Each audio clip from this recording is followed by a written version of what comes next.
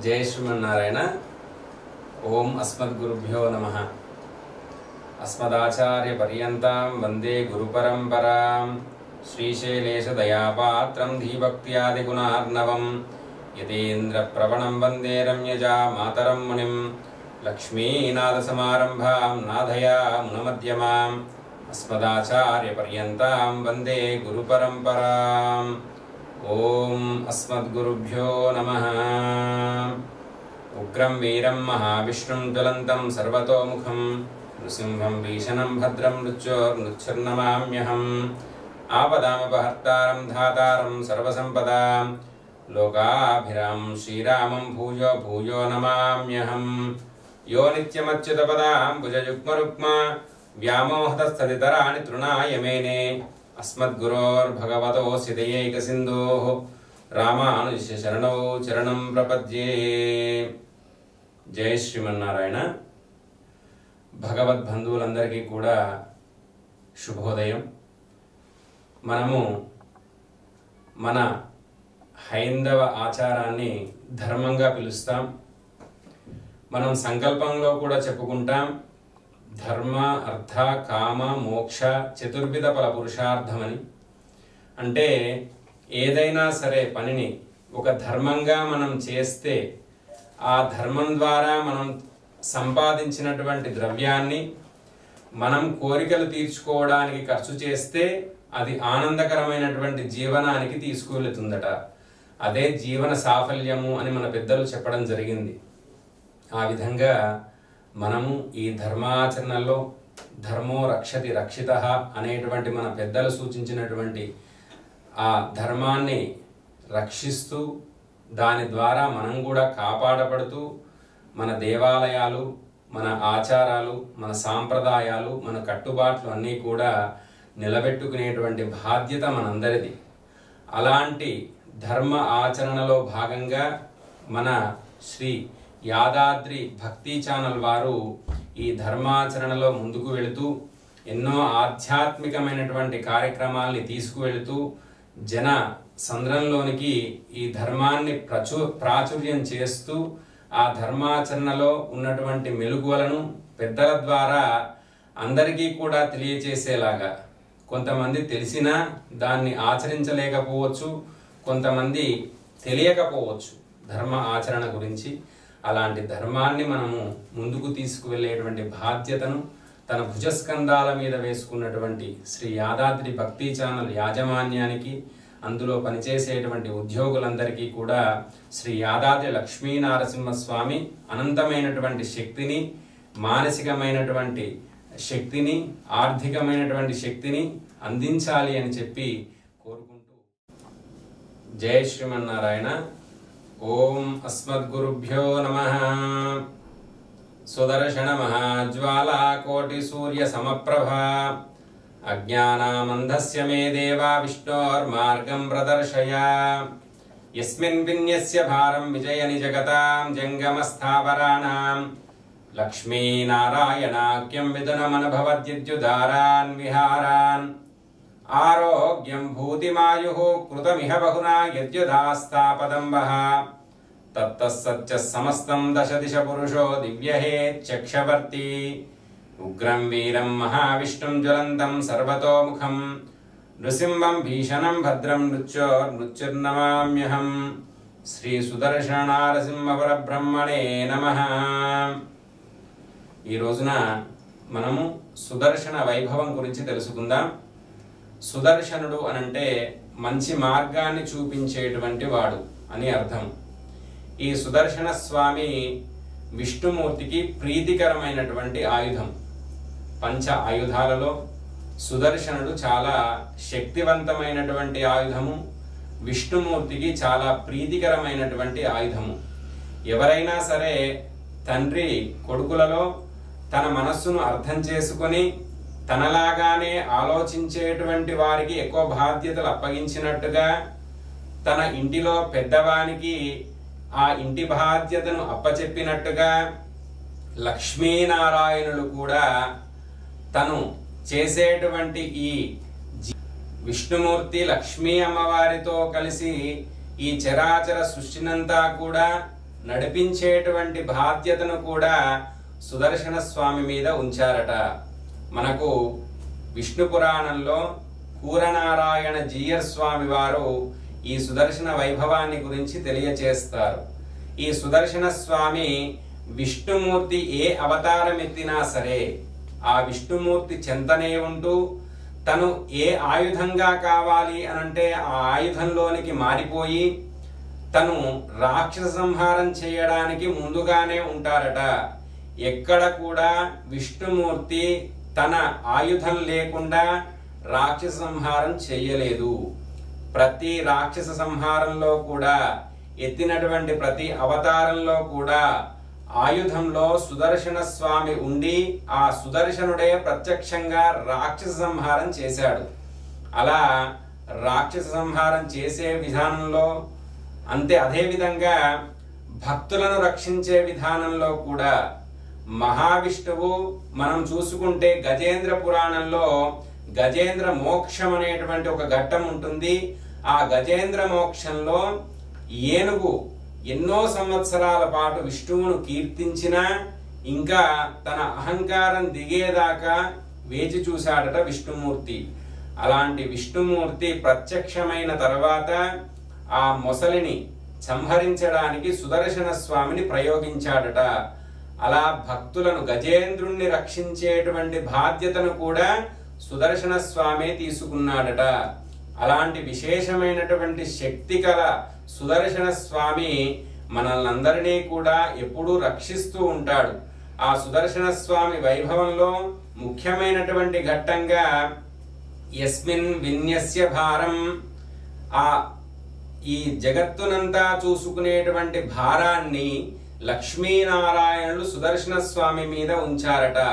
యత్యుదారాన్ విహారాన్, వారు విహారానికి వెళుతూ ఈ జగత్ చరాచర సృష్టినంతా కూడా రక్షించేటువంటి బాధ్యత నీదేనయ్యా సుదర్శన అని చెప్పి తన భుజస్కంధాల మీద ఉంచారట. అలా చరాచర సృష్టినంతా కూడా రక్షించేటువంటి బాధ్యతను తీసుకొని భక్తులందరినీ కూడా రక్షిస్తూ ఉంటాడట. కూరనారాయణ జీయర్ స్వామి వారు ఎంత విశ్వాసం ఉంది అనంటే సుదర్శన స్వామి మీద ఒకనాడు పరీక్ష పెట్టారట. ఈ సుదర్శన స్వామి వారి యొక్క శక్తిని తెలుసుకోవాలి అని చెప్పి రాజుగారు కూరనారాయణ జీయర్ స్వామి వారికి పరీక్ష పెడితే 100 తాళ్లతో పైకి కట్టించుకున్నారట ఆ జీయర్ స్వామి వారు. కట్టించుకొని ఒక్కొక్క శ్లోకము సుదర్శన శతకం అని ఉంటుంది.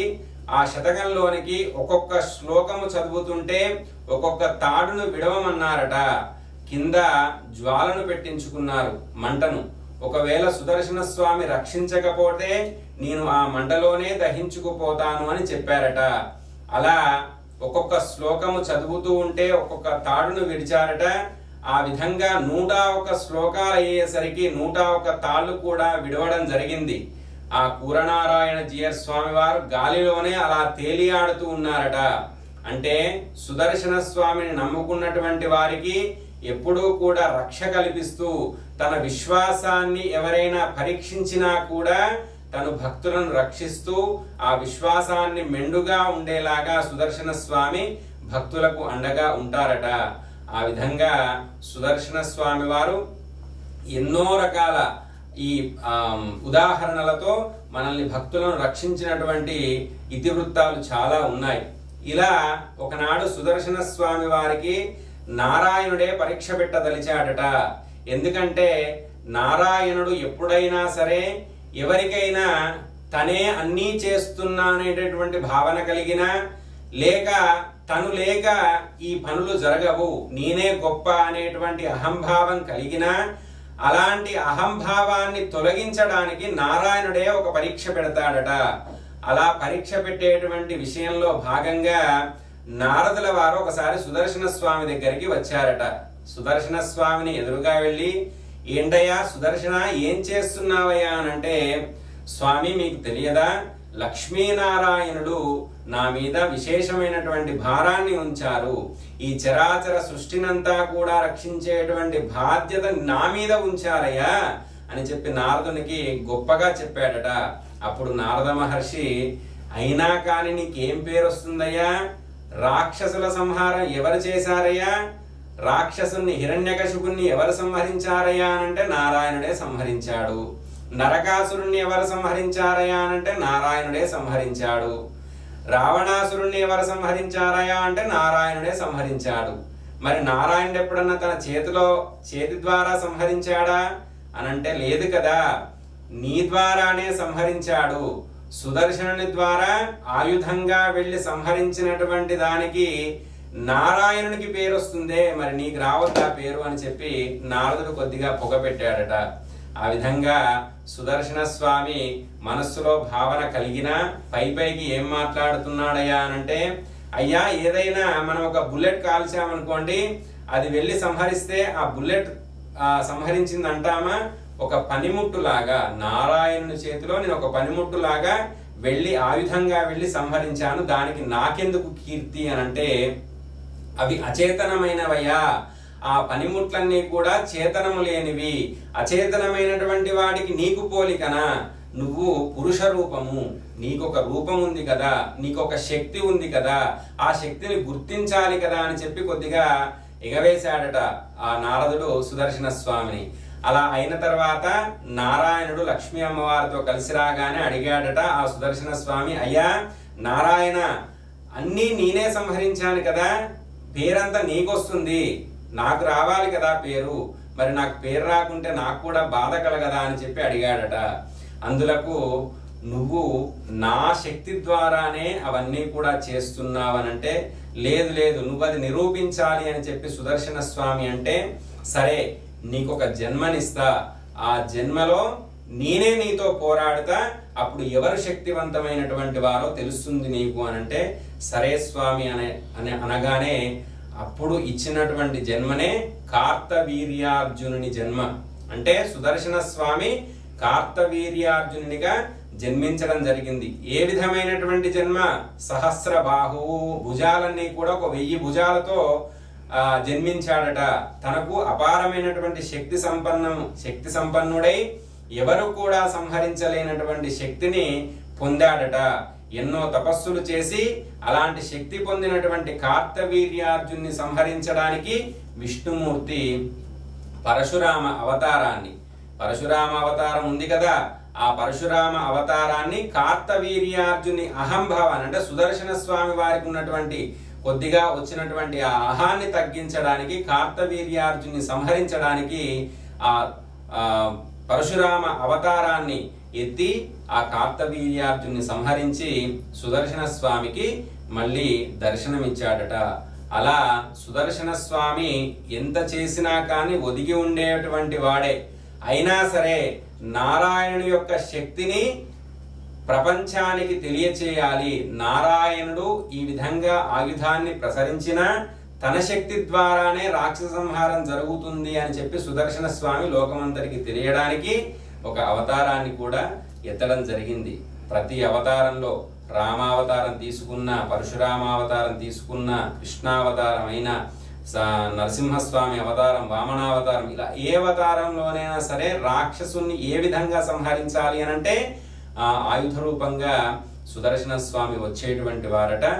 అదే విధంగా ప్రస్తుతము మనకు సుదర్శన స్వామిని కొలవడం ద్వారా వచ్చేటువంటి ప్రయోజనం ఏంటయ్యా అనంటే మంచి మార్గము. ఎవరైనా సరే ఒక మార్గం ద్వారా వెళితే మనకు ఈ పని అవుతుంది అనంటే ఆ మార్గం ద్వారా మనం వెళతాం. ఆ మార్గం ఏ విధంగా ఉండాలి? మనం కష్టపడతాం కదా, ఏదైనా పని గురించి కష్టపడుతూనే ఉంటాం, కానీ ఆ కష్టానికి తగ్గటువంటి ప్రతిఫలం అనేటువంటిది మనకు లభించాలి. ఎటువంటి ప్రతిఫలం ఉండాలి? అది ఆనందకరమైనటువంటి ప్రతిఫలం ఉండాలి. ఫలం లభించినా కానీ మనకు అది ఇబ్బందికరంగా ఉందనుకోండి, ఆ ఫలం వృధా అవుతుంది. అది సుఖమైనటువంటి ఫలమై ఉండాలి, ఆనందకరమైనటువంటి ప్రతిఫలమై ఉండాలి. అలాంటి ఆనందకరమైనటువంటి జీవనమే విష్ణు మార్గం అంటారు. అంటే సుదర్శన మహాజ్వాల, కోటి సూర్య సమప్రభ, అజ్ఞానం అంధస్య మేదేవ విష్ణోర్ మార్గం ప్రదర్శయ. మనము ఏ విధమైనటువంటి త్రోవలో వెళ్ళాలో తెలియనటువంటి మీమాంసలో ఉన్నప్పుడు, లేదా మనకు ఏ విధమైనటువంటి అంటే మనకు ఒక డెస్టినీ అనేటువంటిది తెలియనప్పుడు, మనకు ఒక దారి కనబడనప్పుడు, అలాంటి అజ్ఞానంలో ఉన్నటువంటి వారందరికీ కూడా ఆ అజ్ఞానంలో ఉన్నటువంటి వారందరికీ కూడా దారి చూపించి ఎలాంటి వెలుగుతో దారి చూపిస్తాడయ్యా? చరాచర సృష్టినంతా నడిపించేటువంటి సూర్య భగవానుని వెలుతురు 1000 రెట్లు ఉంటుందట. అలాంటి 1000 రెట్ల సూర్యకాంతితో మనకున్నటువంటి అజ్ఞానాన్ని తొలగించి మనకు ఒక మార్గాన్ని చూపించి, నాయనా ఈ మార్గంలో వెళ్ళు, నీ పని తప్పకుండా అవుతుంది, ఈ మార్గం ద్వారా వెళ్ళినటువంటి వచ్చేటువంటి ఫలము నువ్వు పడ్డటువంటి కష్టానికి ప్రతిఫలంగా ఆనందకరమైనటువంటి జీవనాన్ని నువ్వు పొందుతావు అని చెప్పి సుదర్శన స్వామి అతను నమ్ముకున్నటువంటి భక్తులందరికీ కూడా మంచి మార్గాన్ని చూపిస్తాడట. అలాంటి మార్గంలో వెళ్ళిన వాళ్ళందరూ కూడా మంచి ఫలాలనే పొందుతారట. ఆ ఫలాలన్నీ కూడా మన జీవన సాఫల్యంలో ఉపయోగపడతాయట. అలా సుదర్శన స్వామి వారి యొక్క వైభవంలో ఇలా ఎన్నో విశేషాలు ఉన్నాయి. అలాంటి విశేషాలలో భాగంగా మనం చెప్పుకున్నది చాలా చిన్న భాగము. ఇలా సుదర్శన స్వామి వారిని ఎవరైనా సరే వేడుకున్నటువంటి వారందరికీ కూడా ధర్మ మార్గాన్ని చూపించి వారికి ఉన్నటువంటి కష్టాలని తొలగించి వారికి ఒక ఉన్నతమైనటువంటి స్థానాన్ని, విష్ణువును చేరుకునేటువంటి మార్గాన్ని ఆ సుదర్శన స్వామి కలిగిస్తాడట. మనందరికీ కూడా ఆ శుభకరమైనటువంటి యోగం కలగాలని ఆ లక్ష్మీనారసింహ స్వామిని, విజయవల్లి సమేత సుదర్శన స్వామిని వేడుకుంటూ జై శ్రీమన్నారాయణ.